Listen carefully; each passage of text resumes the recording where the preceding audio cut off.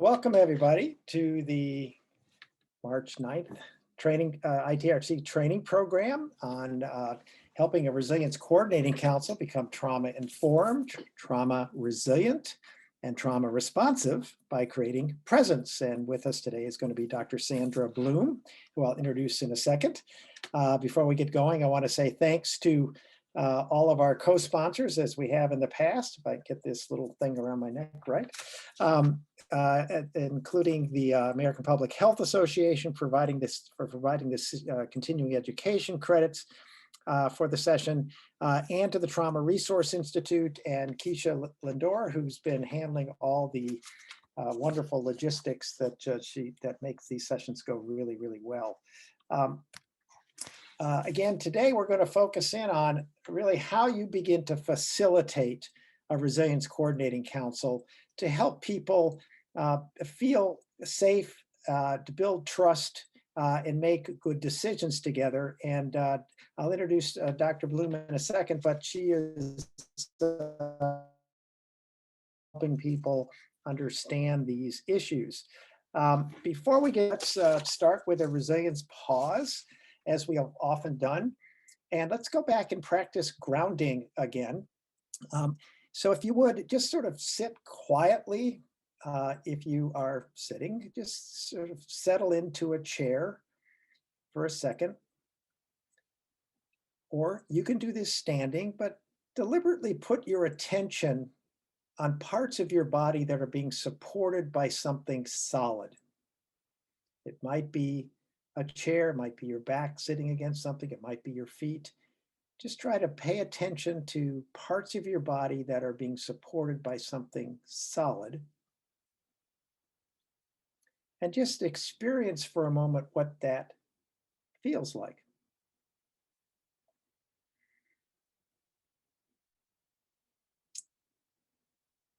And now, if you're willing, just sort of try to notice the sensations in the parts of your body that are supported by something solid without trying to change anything or do anything. Just notice the sensations in your feet or your back, your buttocks, whatever it might be that are supported by something solid.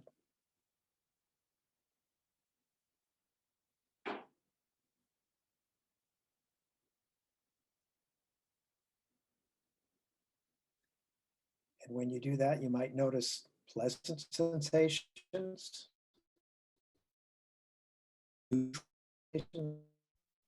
or sensations, warmth, tingling, or tension, maybe a little pain possibly.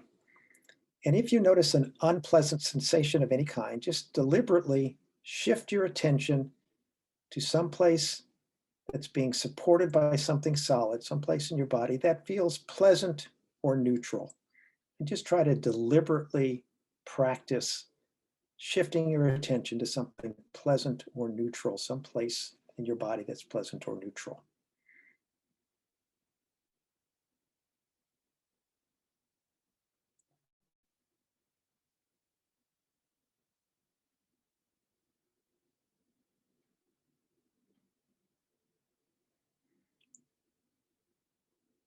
Just, if you're willing, if you'd like to, just take a moment to notice if anything different is occurring, or you feel anything different in your body, or in your mind, or in your mood.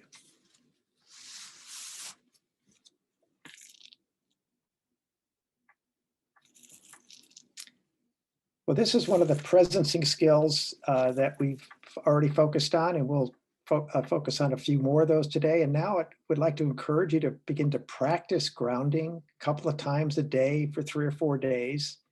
And then when you feel comfortable enough, like you've got it down enough to understand what you're doing, try to teach it to someone else. Every 5 minutes to skill. And what you'll find is that you'll learn more about it yourself by trying to teach it. And you might even help the person that you're sharing it with.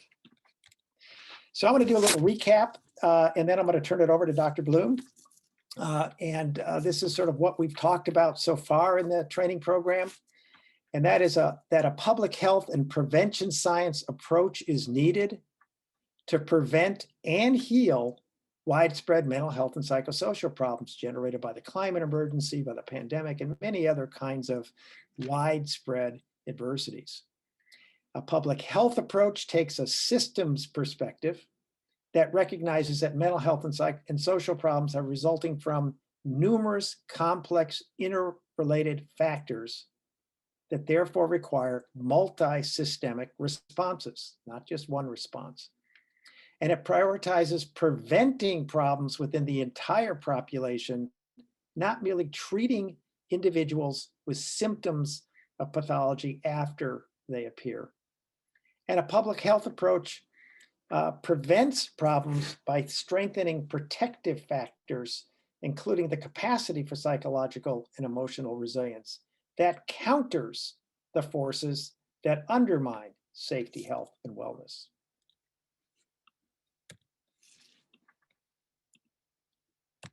I get this to go down. Okay.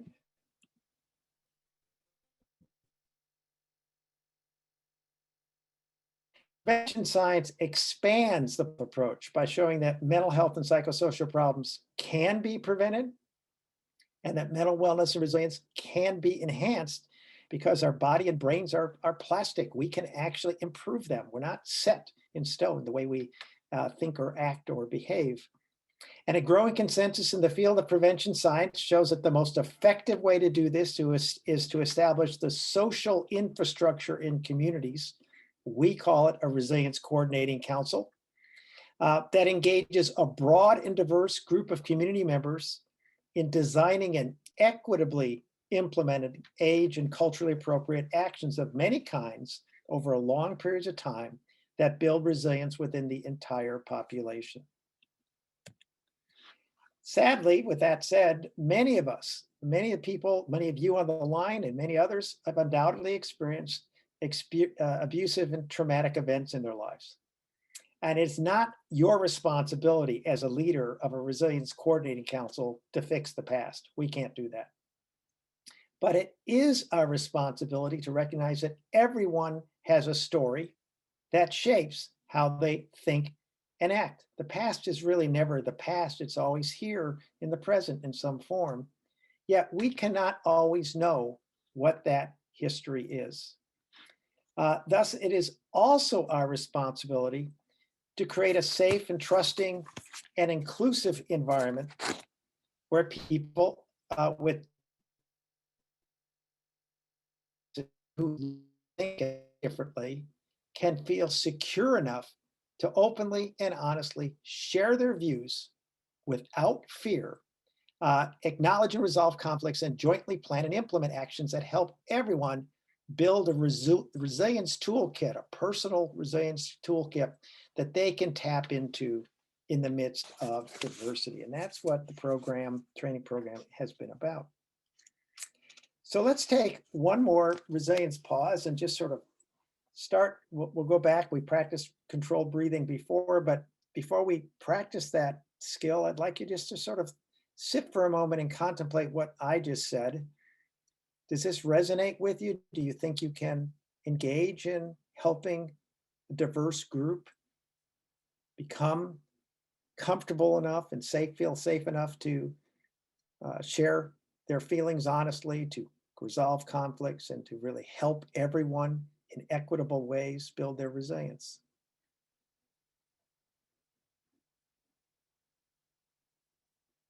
And as you think about that, let's just practice controlled breathing very briefly.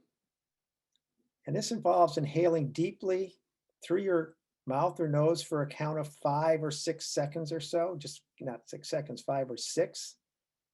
And make sure that your abdomen expands as you do that.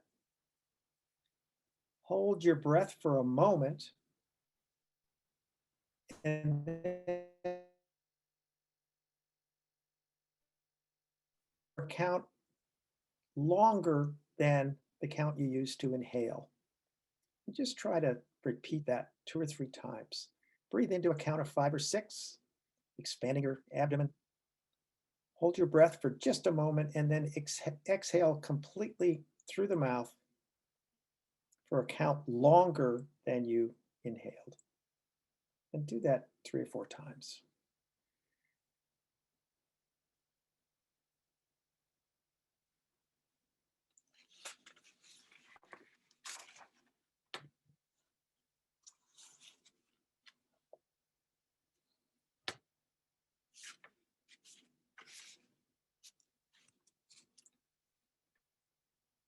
And again, just notice how that feels. How do you feel now? Is it different than how you felt before you practiced controlled breathing? I would encourage you to practice controlled breathing 2 times a day for a couple of days and then try to teach it to someone else and see how it feels. Well, one of the most important tools in the Resilience Toolkit is the capacity for a local resilience council to become more trauma-informed, trauma-responsive, and trauma-resilience. And to share what that means and how to do that with us today is Dr. Sandy Bloom. Sandy is an associate professor of health management and policy at the Dornsife School of Public Health at Drexel University. She's the founder of an organizational approach for creating trauma-informed, trauma-responsive, and trauma-resilient systems. And she's also the founder of the Sanctuary Model and past president of the International Society of Traumatic Stress Studies. And in addition, Sandy co-chairs, founded and co-chaired the Campaign for Trauma-Informed Policy and Practice, a national organization that's promoting trauma-informed policies that I've been on the board of. And it's my great honor to introduce Sandy Bloom to you. Thank you, Sandy, for joining us. It's all yours. It's a pleasure and an honor to be with all of you and the important work that you're doing really for all of us. So I'm very happy to be here. I'm going to share my screen and get us going.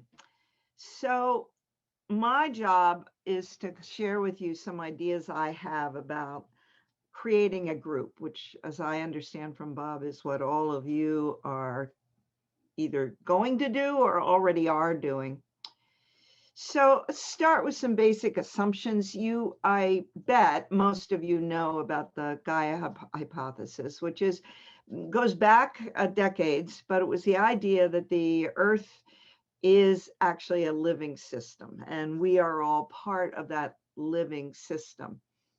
But what you might not have thought a lot about is the counter paradigm that's been in play for several hundred years, which is seeing everybody that's in a group and seeing individuals within a group as being machines and seeing whole organizations as machines, not at all like living beings. And most people haven't thought a lot about that before, but it's really worth it. And that's what I'm going to be doing in the time we have together, because it's not a metaphor for how human institutions operate. It's actually the way it is, that our organizations, the groups that we form, are comprised entirely of living beings. And therefore, what emerges out of that, and something does emerge out of that, is also a living system. But this is a profound paradigm shift. It's one of those deep down changes. That's what we mean when we talk about a paradigm shift. And paradigm shifts can be very scary for people because they're made up of mental models. That's how we understand the world. What we know is that human group life is essential for the emergence of consciousness. We all emerge out of a group, which we call a family. And Freud said that the psychology of the group is actually the oldest human psychology. And in Western culture, there's a lot of focus on individualism, but that actually is really recent compared to the history of the human species. So it's important, if you're going to create a group, to have some idea of what a healthy group looks like. And this goes back to a definition that was Chris Argyris, who's one of the founders of organizational development theory, wrote about. He said, healthy groups foster a culture of greater interaction and collaboration where everybody readily offers their assistance to each other to meet objectives for the group. And it's really about relationship building. And that becomes a very important element of the culture of healthy groups.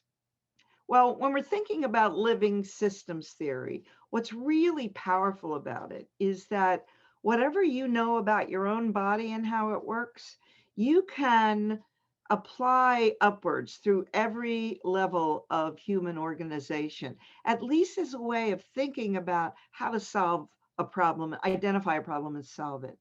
So that the living systems have things in common. They're all complex, interactive, and interdependent on each other.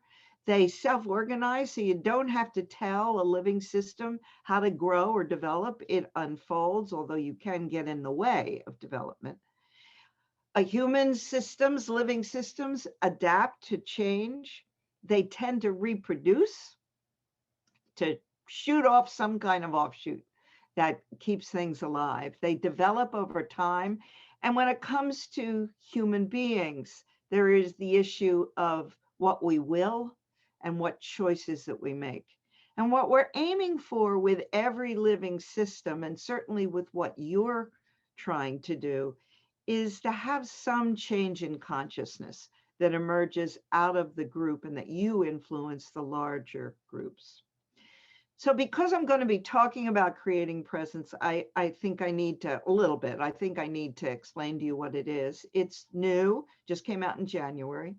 It's a completely online organizational and clinical approach. It's kind of, I developed the sanctuary model, and then this is next steps. And it's about, as Bob said, creating trauma-informed, trauma-responsive, and trauma-resilient organizations for all of us.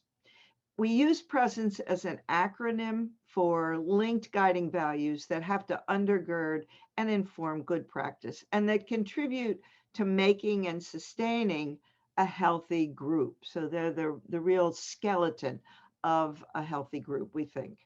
So the partnership and power, this is the acronym: reverence and restoration, emotional wisdom and empathy, safety and social responsibility, embodiment and enactment, nature and nurture, culture and complexity, and emergence and evolution.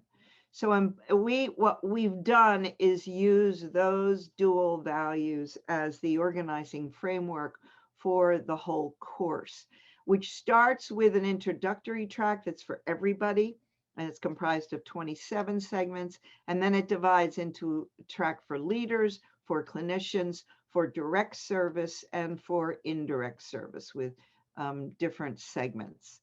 The segments are comprised of 10-minute video segments, followed by self-test questions, then discussion board questions, trying to get much richer conversations around all this going within organizations.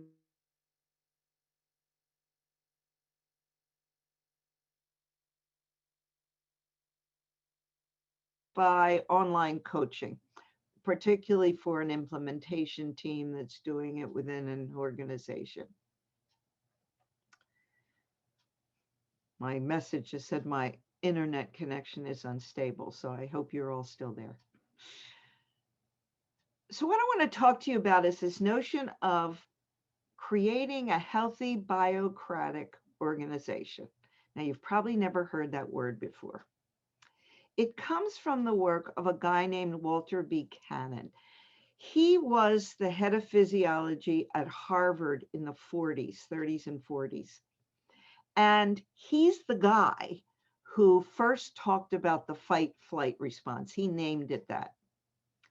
But he was a broader thinker than just about that. And he described in a book he wrote in 1932, the social organism, like the bodily organism, cannot be vigorous and efficient unless its elements are ensured the essential minimal conditions for healthful life and activity.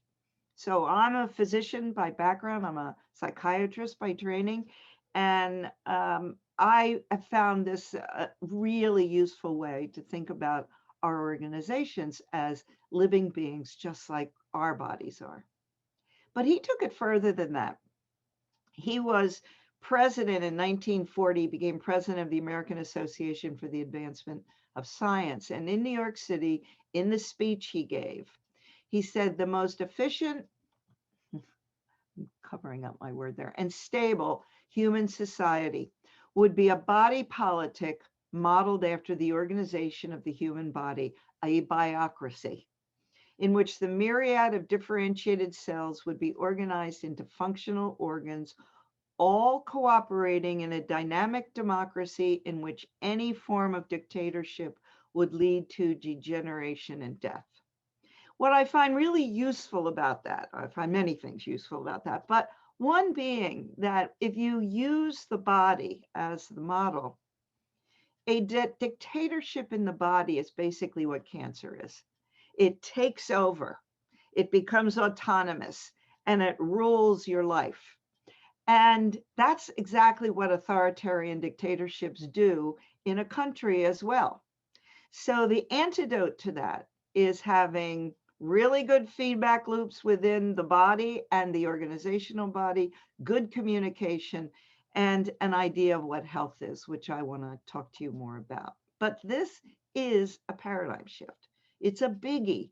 Thinking about our organizations as alive and modeling the human body is really a different way of thinking.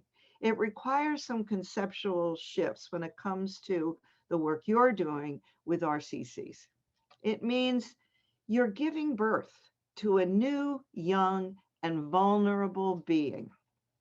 And you have to think about its DNA, what comprises the DNA. And when it comes to creating an organization, you have some input in that, like you don't have much input when you're actually reproducing a child. It means nurturing development within a safe relational context. It means recognizing that groups have developmental sequences like people do, and that just as children need different kinds of parenting at different stages, so do organizations. It means we have to be really aware of what does it look like when our organization gets sick or gets injured, or whose development gets disrupted in some way. And what are some healing methods and measures that can be put into place right from the start that can help us stay on track if we're healthy, and if we get unhealthy, can get us back on track. So let's talk about giving birth to a new, young, and vulnerable being, and the DNA that you need to be thinking about for your organization.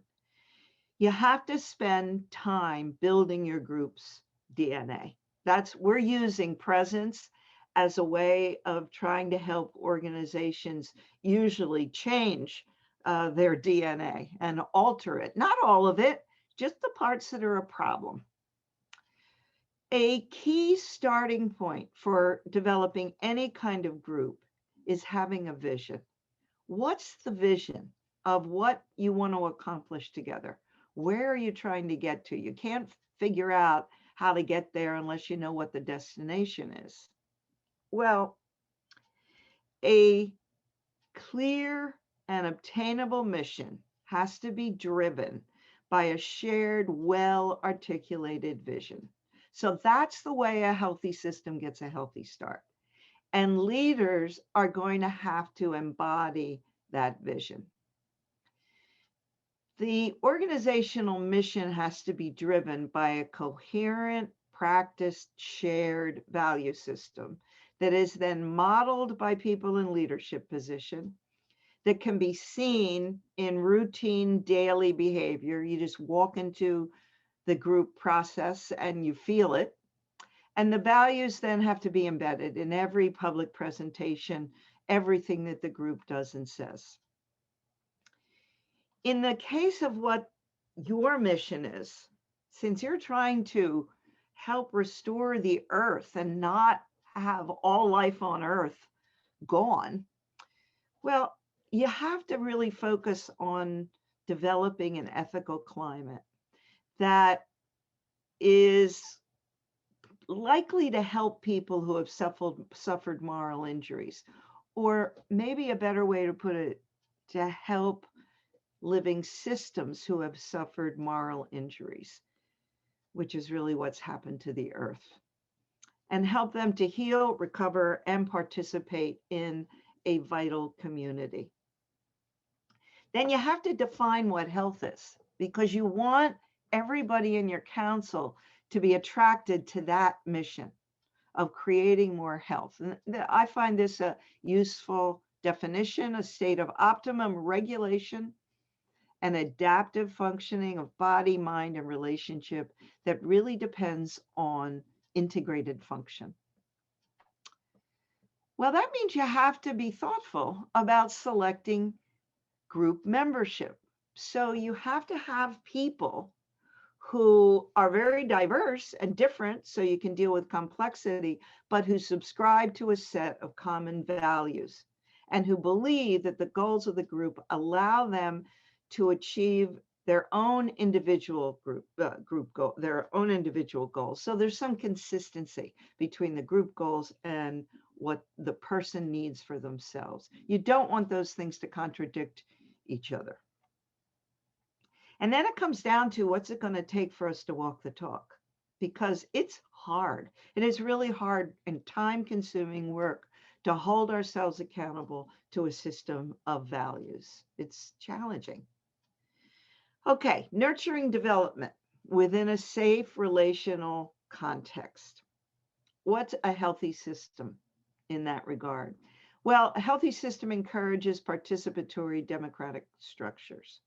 People support what they help to create. And if they haven't helped to create it, they're much less likely to support it. In all ways, it has to minimize the abusive use of power, because trauma is fundamentally about the abusive use of power. The climate destruction is about the abusive use of power. Values diversity of race, age, gender, education, experience, all the ways that we are diverse, because that's the only way we're going to be able to solve complex problems. There's no other way that we can be creative and innovative enough without teamwork. None of us individually can do that alone.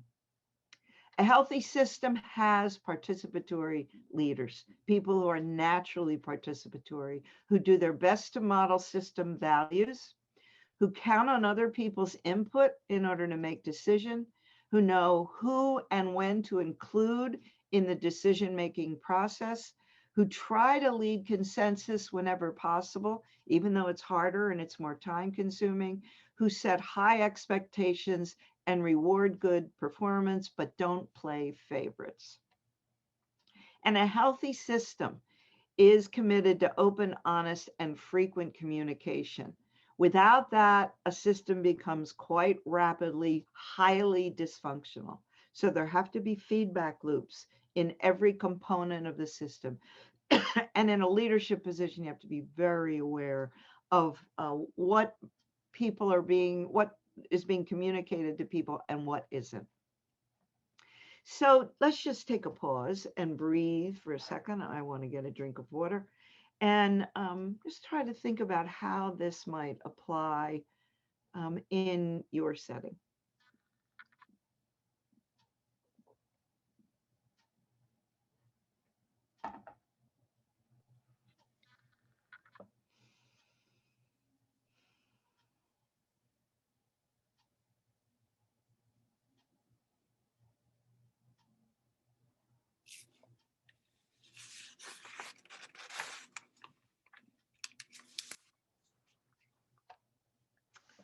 Okay, I want to share a skill with you. It's a real answers the question of how you turn a bunch of individuals, usually people who are under stress, into a group that can work together and think creatively and collectively. How do you do that? It doesn't just happen, particularly in highly individualistic cultures like ours. Doesn't just happen. You have to do something. We call that something a presence meeting, and we see it as a real brain regulation skill. So it's a long-standing practice in community, often called a community meeting. It normalizes and honors emotions. It's a basic democratic structure of circling up, circling the wagons that humans have been doing, sitting around a fire since there have been humans. It helps us ground ourselves in the present, recognize and honor the emotions of other people. It's important in any kind of group meeting, but it's also a fundamental stress reduction technique, which is vitally important if you want anything useful to be done. And everybody's coming into your meeting, you can count on it being stressed. Even the stress was just getting through traffic to get there. Well, traffic when we could be together and when we will be together again, or just their busy lives. And it's a transition into becoming a group. It's using our individuality to serve the needs of the group as a whole. It begins with everybody present, regardless of status, when we're physically together in a circle. On Zoom, we're all there together too, just in a different way. And then by asking 5 questions, one person at a time, in any order you like. Sometimes people have passed a feather or a talking stick or tossed a beanbag to each other, but it has to be time efficient. And we're going to hold that to you today, because if it logistically interferes with what the council has to do, you won't do it again. So it has to be really, really quick and efficient, a ritual, basically. So these are the questions, and I'm going to have you do that in a couple minutes. Who are you? Doesn't matter if you already know everybody, but today you probably won't know everybody. You be in a breakout group with strangers. So it doesn't matter. You always ask, who are you? And I'm Sandy. And it's my affirmation as an individual that I am bringing my individual know-how to serve the objectives of the group. The second question is, what are you feeling? What feelings are present? Everyone is expected to show up for everybody else and connect. Feeling words are necessary. If there are people in your council that are not great at talking about what they feel, get a cheat sheet, get one of those picture things of all the different emotions. They're feelings. They're not a state. They're not a trait. They come and go. They're not permanent, but they need to be honored. And it's a reminder that we can push through emotions and still be effective. It's incredibly useful in leadership positions to know what the emotional tone is of the group. Because our emotions are contagious, even if only one person comes into your group and they're really upset or angry, everybody feels it, and it will disable your capacity to think and to really do what you need to do for the well-being of the group. So you want to honor them. So just if somebody says something really disturbing, then one of the members has to say, that concerns me. And can I check back in with you later about that? You don't want to get into what that feeling is about or why that person is feeling that way, because then it becomes very quickly group therapy, and then you will never do this again. So you don't want to get bogged down. This is a ritual transition, but you do have to honor if somebody's really distressed, and you do have to make sure that you do check in with them later. The third question is, what or who are you grateful for? This takes us to the R, the reverence in presence, and it's focusing on the positive, not always on the negative. It's really hard to do when somebody or the group is chronically stressed, but it does evoke a different mental and physical state, changes our sense of well-being. It helps to regulate our brains. So it becomes a really important part of managing whatever feelings were expressed in the previous question. And then what feels important to do, be, or accomplish? This is a future-oriented question. It's the goal-setting question. It's because people who are chronically stressed or traumatized have a lot of trouble anticipating a future other than with dread. So it stretches our mind. It moves us out of trauma reactivity and to thinking about the future. And it's a reminder that we can have power to change our future, to decide what we want the future to be. And in this case, I would advise for the council that the future is the end of the meeting. You know, what do you need to accomplish that day for your meeting? And then the last question is, who can you ask who's in the room for help? This is about community building. It's about creating this invisible network of connection among us. You may be at first more comfortable saying, "Oh, I can ask anybody for help." But over time, if you actually choose an individual person, you don't even have to know them. Say, "But can I call on you for help if I need it?"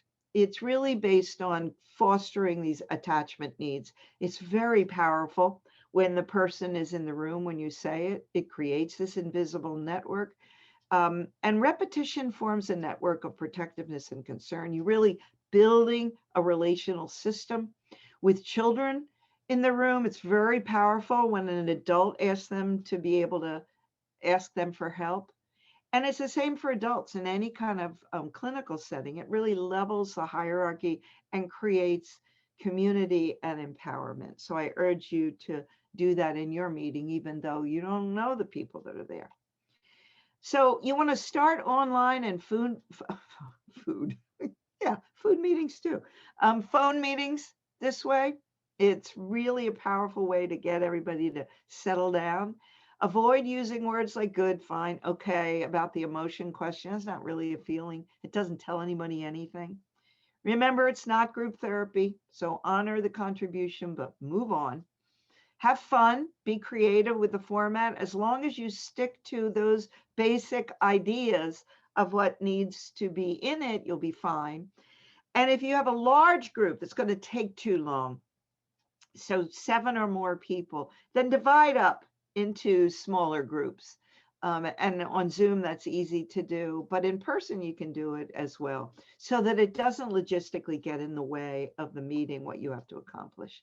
So these are the 5 questions, and Keisha, I believe, is going to put them into the chat. So we're going to get you back here in 10 minutes. So you only have 10 minutes to do this, which is, I was going to make it 5, but I thought that was a little too fast and hard to do for the first time. So you have 10 minutes to go into your breakout group and do this, and then you'll come back to me. Okay, Keisha. Welcome back, everybody.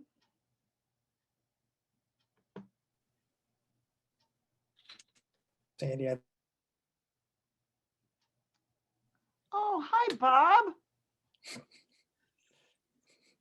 Bob Lieberman, how are you? yes. So Sandy, I think screen sharing. You what, hon? Bob, what did you say? I think you need to screen share again.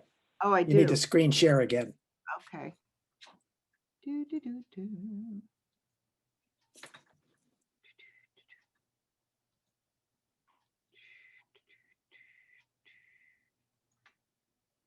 Oh, damn. Okay, that worked. Okay, everybody back. I'll go on. So I hope you enjoyed that, and I hope you'll take it back to your workplaces and to the council. I hope it will help you. It's amazing how much safety you can get in a group by just doing that. Even if you don't pay any attention to anything else, just by doing that meeting first, it's amazing how effective it can be. Okay, so now thinking about your RCC as having a developmental sequence, and think about many of your parents, but if not, you've had parents, and you know that parenting has to happen in a different way at different stages of development. It's the same thing in a group. This is a chart for nonprofit life cycle stages, which I found really helpful when it came to developing CTIP. So we've been since 2016 in startup, and now we're just moving into the growth phase. I mean, I think there's descriptions online. Sorry about what all these different stages look like.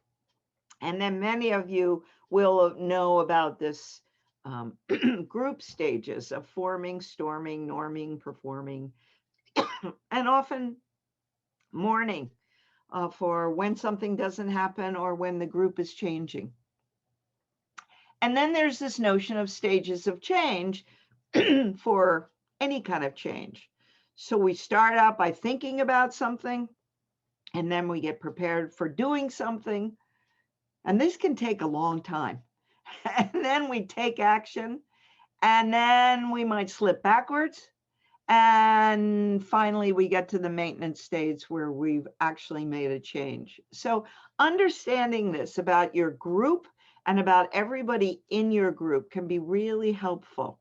And because there are different things that you do depending on the stage of change that somebody or the group is in. Bottom line, though, is that living systems must learn. We can't presume that we know best in complex situations, and human beings have always learned through trial and error.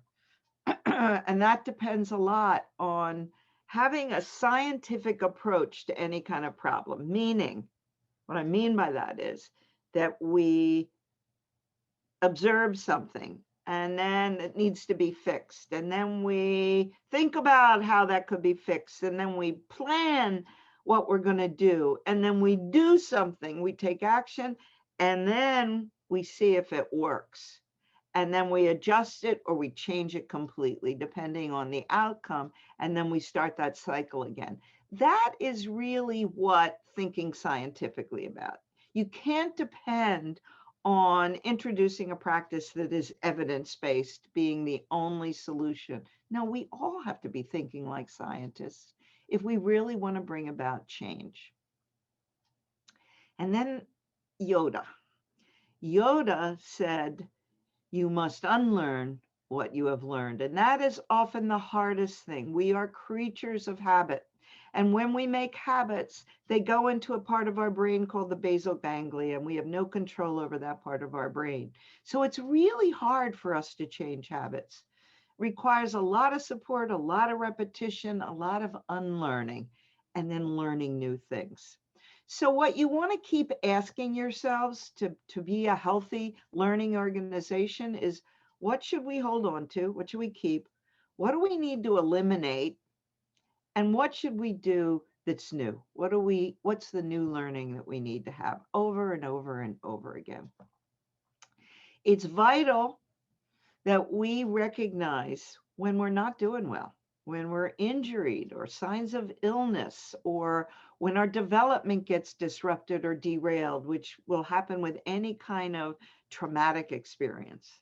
So what do we need to learn? Well, first we need to learn that the dynamics of the group as a whole are different from each of us as individuals.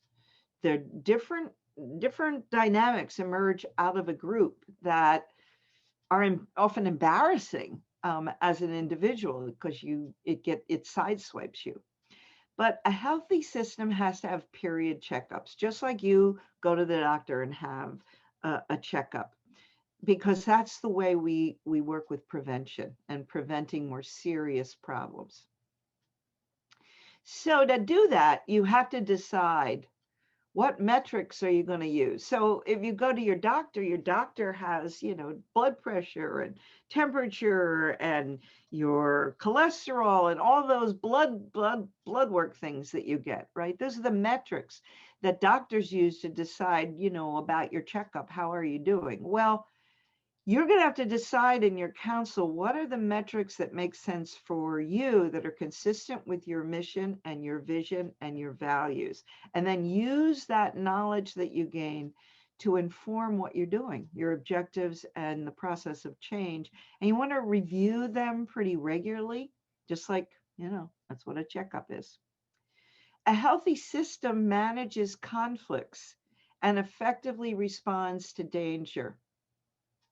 And conflict is likely to occur as a result of difficult group dynamics. So a healthy organization has routine conflict management strategies available, uses all kinds of conflicts as a rich opportunity for new learning, and seeks creative integrative solutions to challenging problems. So what are some of those group dynamics? Now, many of you may be very familiar with this, so I won't spend a lot of time, but it's useful to have these as a knowledge base that we all need to have. And a lot of people don't get any training in group dynamics. So the first one I want to touch on is group think. So, with the best of intentions, particularly when we're in a hurry and we're stressed, particularly this will happen at the end of meetings, that it's when people tend to agree with each other rather than feel like an outcast. When it's particularly a problem when the leader says, I think we ought to go this way, and everybody's in a hurry and let's just do it. And they don't really focus on their issues. Those remain inside, and they don't really agree that it's a good idea. Better that you table it if you've run out of time and go back to it, put it on your agenda, than that you go in a direction that's really been a problem. Now, these are all learning experiences that as you work in a group, you learn how to manage these dynamics effectively. In the beginning, things can often easily get derailed. Another group dynamic, of course, you've heard of is conformity. And this is when pressure to conform is happening and a person actually changes their opinion, not because they actually believe something different, but because it's less stressful than to challenge the group. And this is where we can all go off a cliff together as a result. Social influence. This is when a person's private judgment was unlike the judgments expressed by other people. So the person abandons his own judgment, even though he or she was actually correct. So you only learn that over time. And this dynamic can actually be attenuated by just even one other person who goes, well, I think so and so's there's onto something there. I think we ought to explore that further. It's all it takes for social influence, that powerful impact, to be attenuated. Social loafing is the free rider phenomenon. It's when somebody in a group isn't really doing their share. They're letting all the other people do the work. You got to confront that because that demoralizes everybody. But there may be, it's about trauma. It's about asking what happened, not what's wrong with you. So if somebody is free riding, you got to find out why, not just make a judgment about them. You got to ask, so, hey, what happened? You said you were going to do this and you didn't. What can I do to help? Social inhibition is when a group member holds back an idea for fear of what everybody else will think. This is particularly like to happen around any controversial topic. So in all conversations about all the conversations that have gone on in the last few months about race and about gender and equality, these can be very touchy subjects for people. So politics, very touchy subjects. So that's when brainstorming really can run into problems because people they don't feel free. They're being socially inhibited. This is especially true when an authority figure or a leader asserts what they think is important. And so it's really tricky because as a leader, you're a member of a group and you want your opinion to be out there and respected too, but you always have to recognize you'll carry more weight in a leadership position. And so it's tricky. You have to really, you want to reduce the negative effects of social inhibition because it really gets in the way of creative solution finding. But you have to make sure that everybody really feels truly equal and that leadership is not authoritarian leadership because that scares people. And then group polarization. Well, this is what, we have a whole country that's polarized. This is, and it's a very dangerous thing because when a group leads in one extreme direction, although other people won't necessarily become that extreme, they'll move in that direction. And that's what's happened in our country. We've gone from having a moderate, more balanced political scene to going more and more and more towards the right. Very dangerous, because it moves more and more towards authoritarian and totalitarian solutions. It's also dangerous for minorities, because it means that people in minority position, when group polarization is happening, often silence themselves, or have really so little weight in group deliberations that they're not even heard. So a person of color in an all white group, a woman in an all male group, any kind of minority, not just what we consider minority on the public stage, but you can be, a white guy in a minority in a group, and then you're a minority. So it really is, you really have to, in a leadership position, take account, listen to what group is becoming a minority, and find some way to get that point of view in conversation to get better decisions. And then probably the most problematic and routine group dynamic, reenactment. This is the unconscious repetition of painful or negative relationships that become ingrained patterns over time, and that then get reenacted with other people and in group settings. We reenact our earlier relationships all the time. And if your experience has always been good in relationship, in your family and other groups you've been in, then you'll go and be a really creative, useful member of a group. But if you've been hurt, if you've been injured in other circumstances, those injuries don't just go away. You're going to have to deal with them. And the way we think about this was initially a triangle, the drama triangle, that was initially a guy figuring out a football play. But it's really become part of these constant games that we play with each other, where one person becomes a victim, somebody else becomes a persecutor, somebody else tries to rescue them. Whole groups can do this with each other. And once you are in one role, you are destined to play all of them. So these roles shift very quickly. But this is how we think in presence about reenactment, and we have to become familiar with it, because we do it all the time, and it really can derail what the group's goals are. So that's a lot. And just take a minute and do some of that breathing Bob was telling us about. I'm going to have some water before we get into our final piece.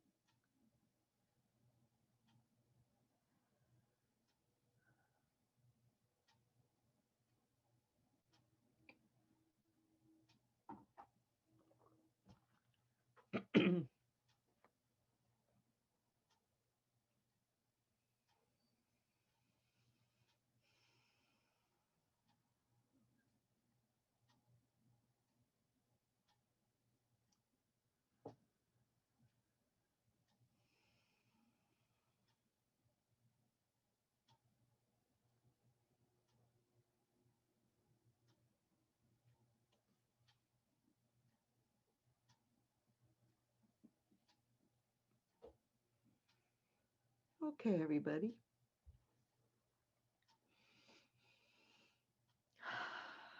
Come back.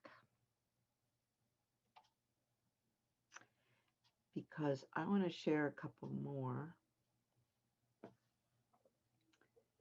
self-healing strategies that you can use in your Resilience Coordinating Council.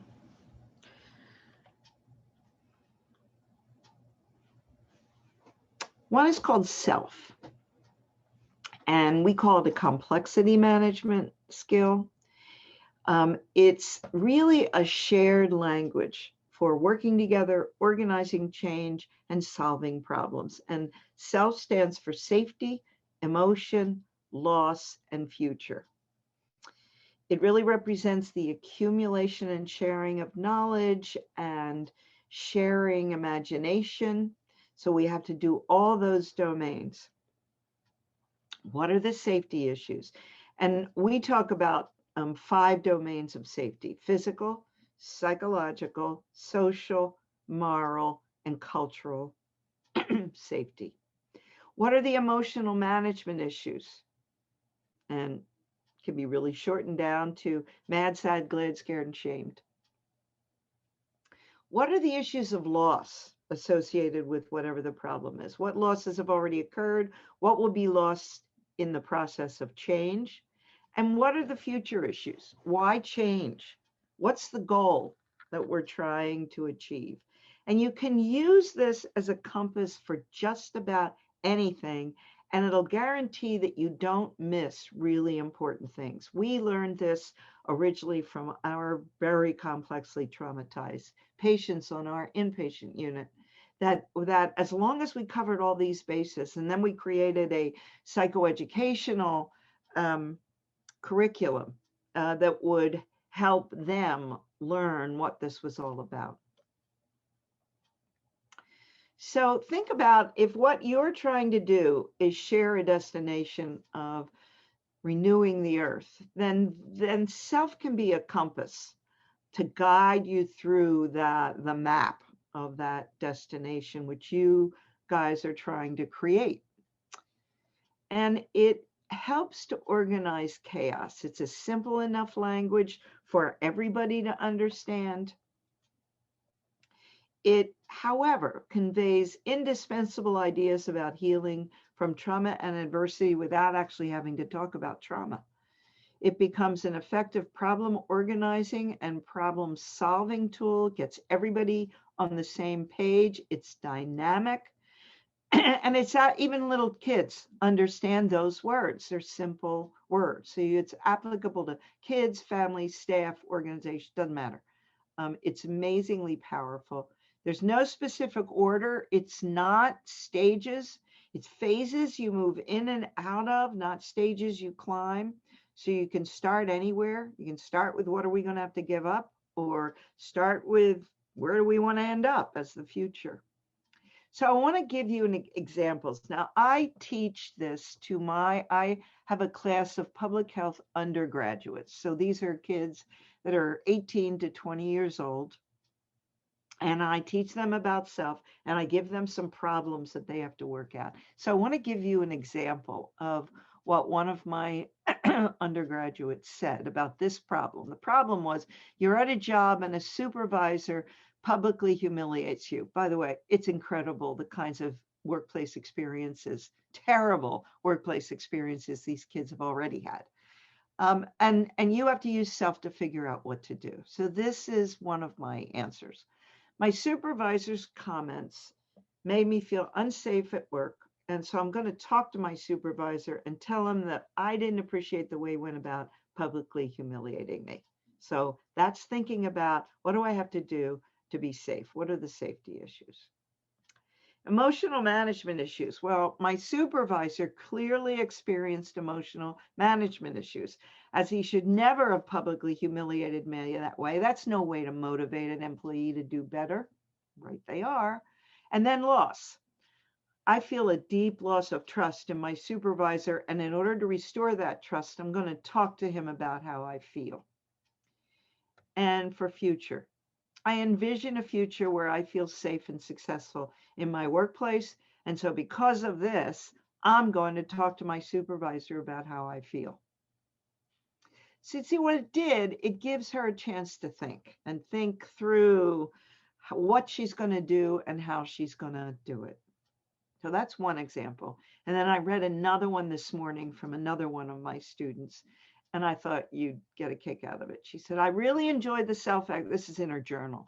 I really enjoyed the self-exercise, and I think it's a really great tool to use for managing our responses to situations. I think it's amazing living with people who acknowledge we are always growing and being able to help each other through. That is an extremely positive experience. So she's talking about her roommates. For example, we are all very open about our mental health journeys and recently had a sit down talk about our boundaries in regard to triggers. There have been plenty of times where I think I have better control of a situation than I do and end up with a resolution I didn't want. I think using this tool can be a really helpful reminder to take a step back and think. So, bless her heart, these are kids.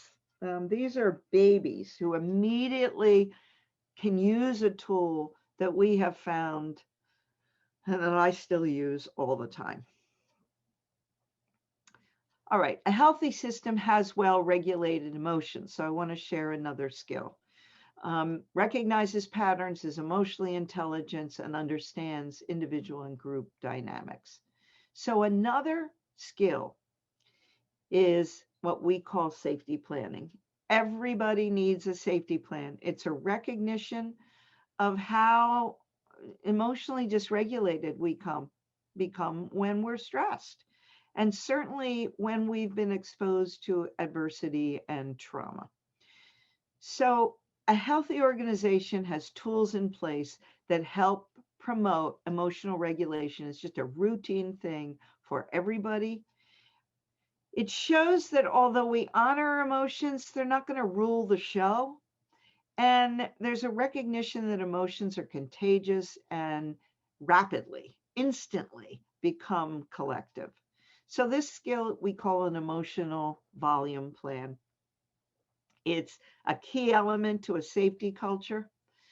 And it's a list of activities that a person can choose when we're feeling emotionally overwhelmed to avoid becoming unsafe or putting other people in unsafe positions. Why are they so important? Because it doesn't matter how old we are, how experienced we are, how educated we are. When our emotions take over, we don't think well.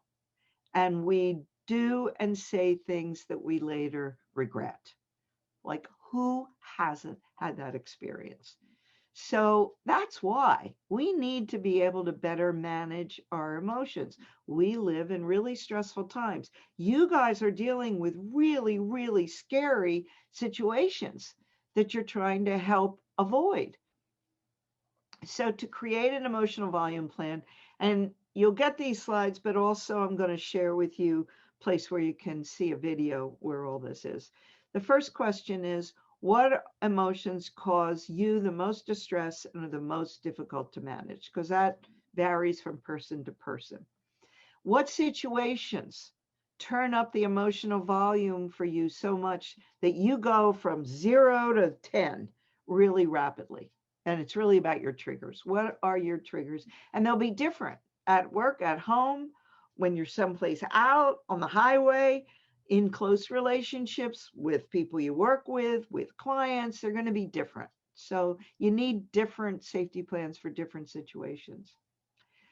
What are the signals that you need to be able to recognize in yourself or that other people recognize on you? Because it's really useful to do this as a group process, that other people recognize that your emotions are escalating. I had no idea. One of my colleagues, she talks about this on our video segment, because we do those segments as a conversation. And she said, she talked about how she recognizes what I do when I'm starting to get upset. Something with my mouth does funny things. And then it's important to develop some strategies to bring the emotional volume down. And I think you've already had training in this, in how to do that and techniques to help people, but the resilience pause and the breathing techniques are part of it. You want to focus on really physical things like breathing or moving or pacing or stretching. What you're trying to do is deliberately activate your parasympathetic system, the picture here on the left, which counteracts your sympathetic nervous system, which is fully turned on when we're really stressed. That's the fight-flight response. You're trying to deliberately, so a lot of the techniques we use in trauma treatment now are about deliberately activating the parasympathetic system to be able to calm down. And it also shows us that we can have control. The last brain regulation skill I want to bring to you, which hopefully you've heard of as well, are wellness plans. And when you think about developing a wellness plan, this is aimed at the individual.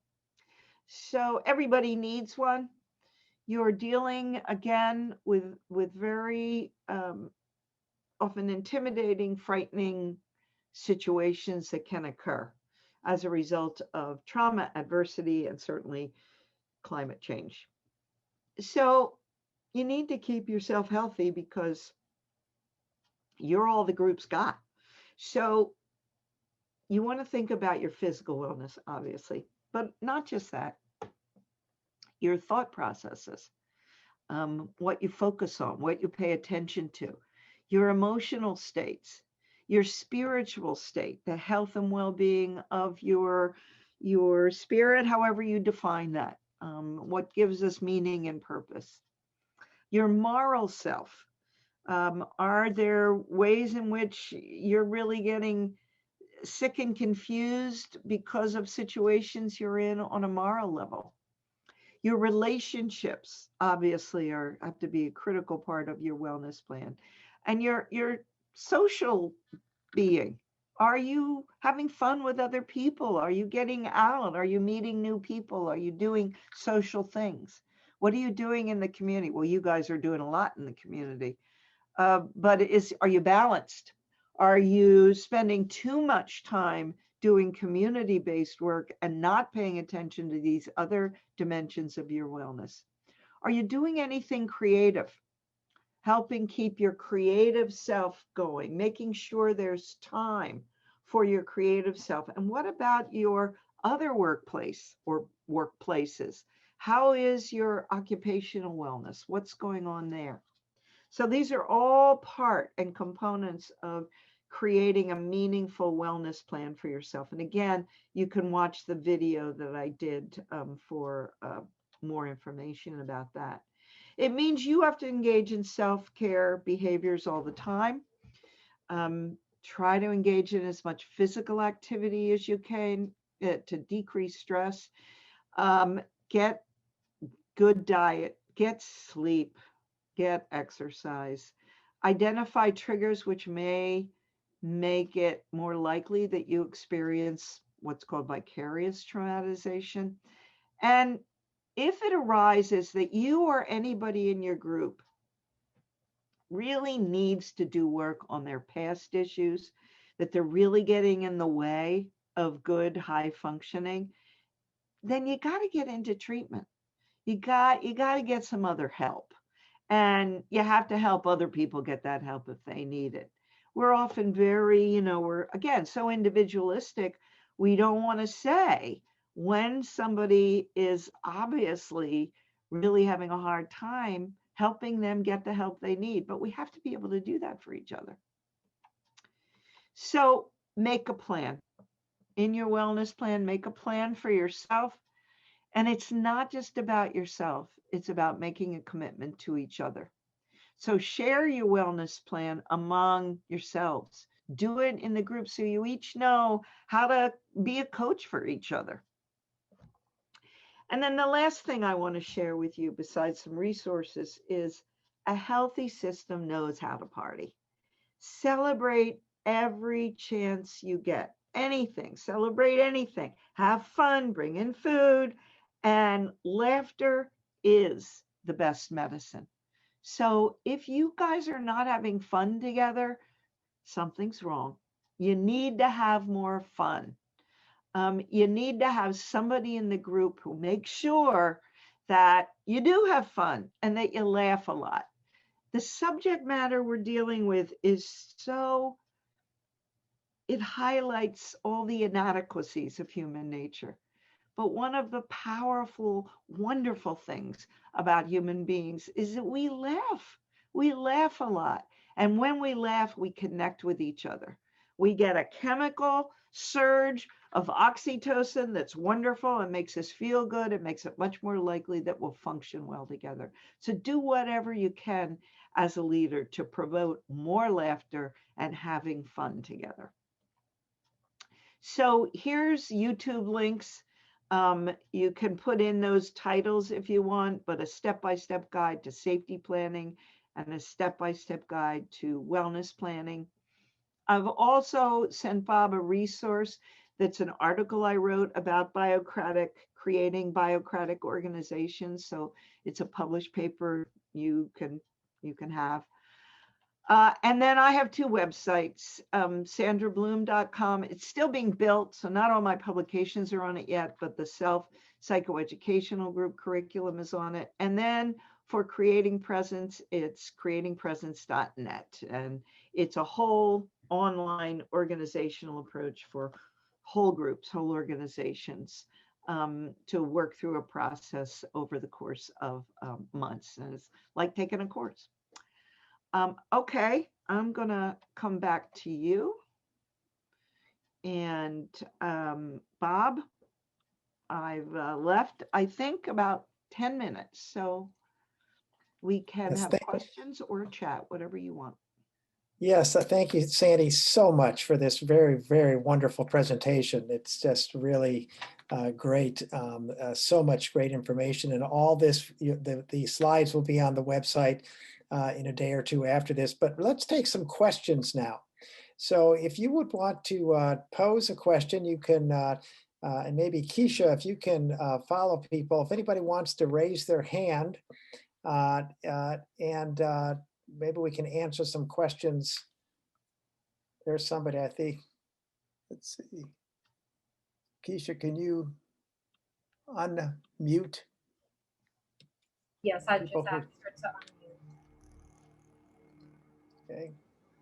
Okay. Hi, everyone. This is Sri. I'm just following up on the comment that I posted in the chat. I noticed that one of the facets of the wellness plan was moral, and I found myself wincing at that word simply because morality has so often been very subjective, and it has also been used quite often throughout history as the tool of the oppressor. And essentially people who have the power get to set what morality is in a particular time in history or for a culture, and both often. So I understand, I think, the heart of that word, which is more so that, you know, doing things that are aligned with our values really helps promote wellness more. And so I just wanted to probe more into that word and It's just really also good. get an idea of how it's resonating with other folks. I've gone through the same process around that word, and I am all in favor of reclaiming language.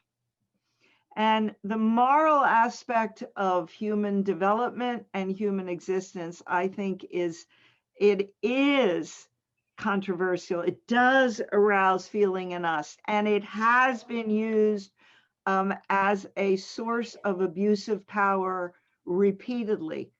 But I think we ought to reclaim the world, because I think that all of the issues that are probably of greatest concern for everybody on this call are in fact moral issues. What's happened with the climate, what happens as a result of all the adversity people experience, including racism and poverty and everything else. Treating children abusively is a moral issue. So that's why I decided to use it. I went through this process that you're focusing on when I wrote Creating Sanctuary, because then the only one we've added since the very beginning was cultural safety. And that's new. I added that in Presence because I had included racism and all of the other social determinants under moral safety, and I just felt it wasn't enough. It needed to have its own dimension. But what we found in treating people with who had been exposed particularly to abuse in childhood is that they needed to see that the behavior that was exercised against them was immoral behavior, and that it had affected them at a really deep moral, spiritual, existential level, and that it wasn't right. And they had to then define their own moral principles. So that's why, I mean, I think I see it as a way of reclaiming the language and not allowing it to go on being in the hands of abusive, oppressive power.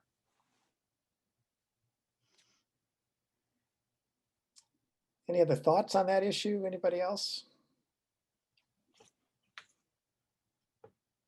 Any other questions then? Thank you for that question. Anybody else want to raise their hand or ask a question? See any? Sandy, I have a question. If you were going to make one or two suggestions on how the people who have participated today can begin to engage in this kind of group leadership,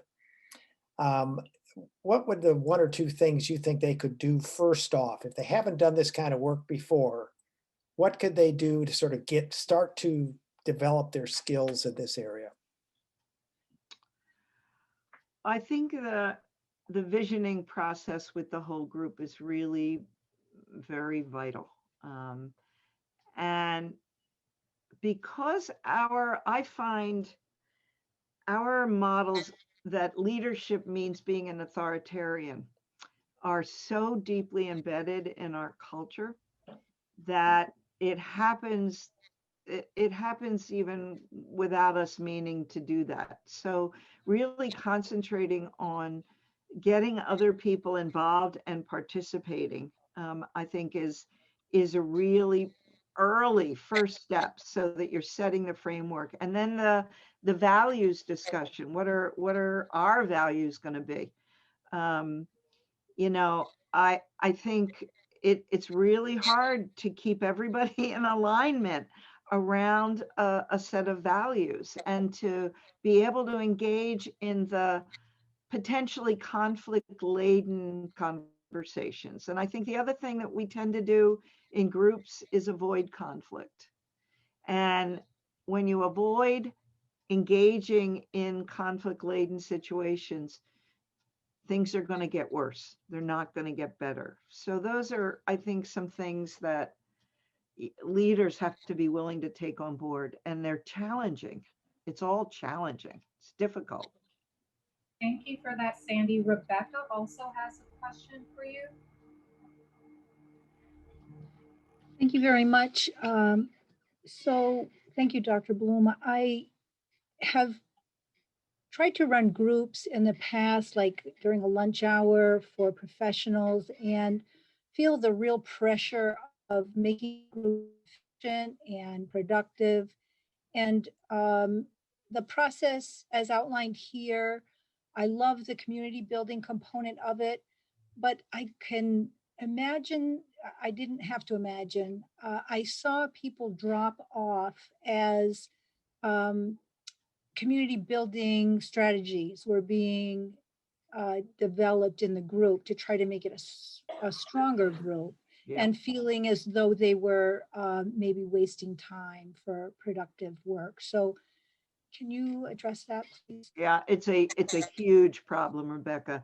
It is, that's the machine model in action, is exactly what you just described. And it has infected all of healthcare, all services, all of mental health care. So there's this pretense that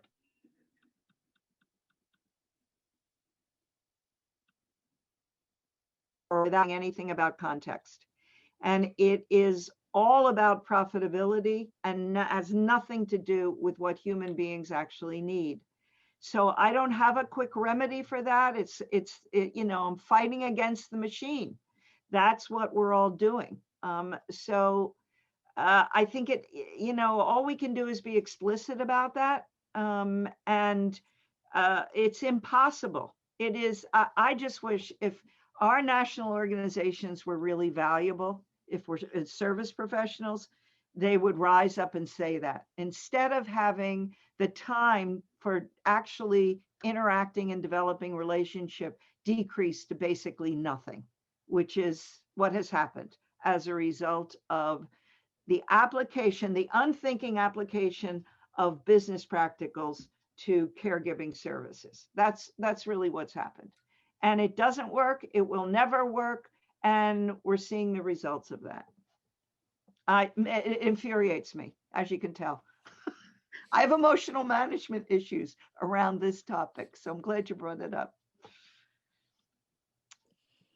Great.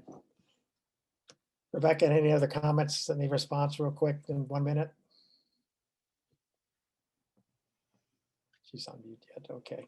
Oh, there's, can you unmute her, Keisha? Yes. I really like the idea of calling it out. The only problem with calling it out, this model also reminds me of more of an indigenous model, which I just love. I think that and African American culture of bringing story and relationship. I think those are especially important in this time.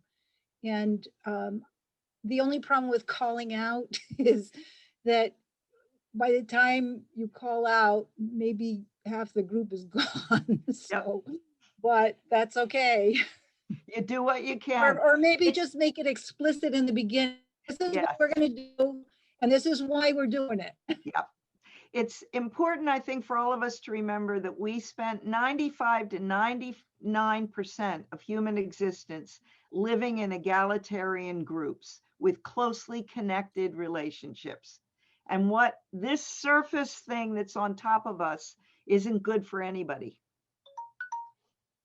Thank you all. And I just want to thank you, Sandy, for a very wonderful presentation. Tremendous amount of just really important information. I hope everybody will dive into it afterwards. There's a whole page on the slides that will be posted on the website that I'm presenting with resources that you can get more information about Sandy. And please, if you would, remember, if you want CE credits to sign out, it's found in chat. And to complete the session evaluation, next week's session is on using the link approach to mobilize community members to enhance resilience by Judith Landauer. And this will talk about how do we find people in our community who represent and can work with marginalized populations and bring them into the whole process. So with that, I want to thank Sandy again and thank all of you for participating. And we'll see you all next week. Thank you, everybody. Take care.